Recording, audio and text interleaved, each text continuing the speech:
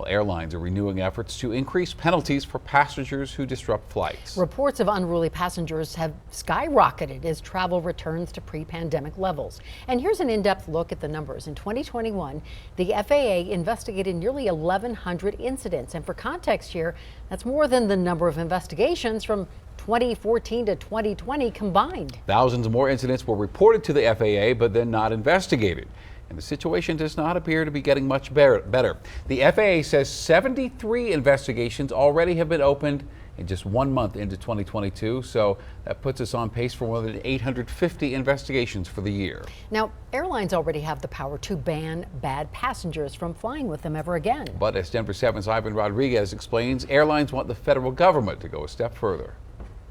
Delta Airlines CEO sent a letter to the U.S. Attorney General asking for the federal government's help in creating an unruly passenger no-fly list. For some passengers we spoke with, it's been a long time coming. I think it's way past due, and I applaud that.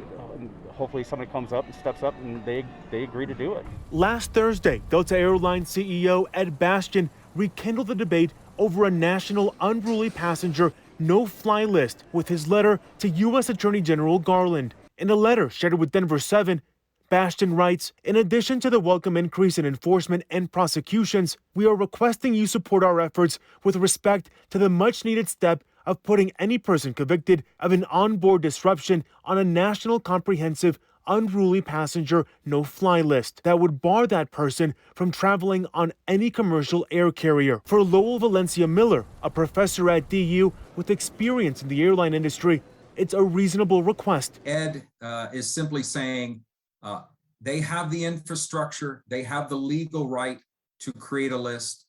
Should we not at least track those unruly passengers so that if they're unruly on Delta, what's to say they won't be unruly on United? Delta says it has already put 1,900 people on its own no-fly list. Valencia Miller argues creating a universal list for airlines could bring travelers peace of mind. This list would give us one more tool to ensure to the traveling public that our flights are safe. But those opposed are worried some airlines may abuse the no-fly list, saying there's no clear definition of unruly, plus it's not clear how long someone would be banned from flying. There's no excuse for being rude to a flight attendant. What I fear is it being abused.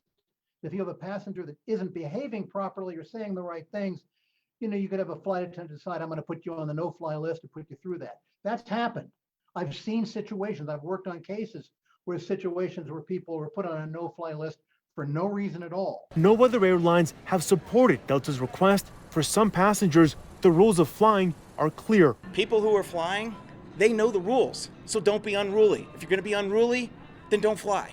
Last year alone, the FAA reported nearly 6,000 cases of unruly passengers. About 4,000 of them were related to masking. At DIA, Ivan Rodriguez, Denver 7.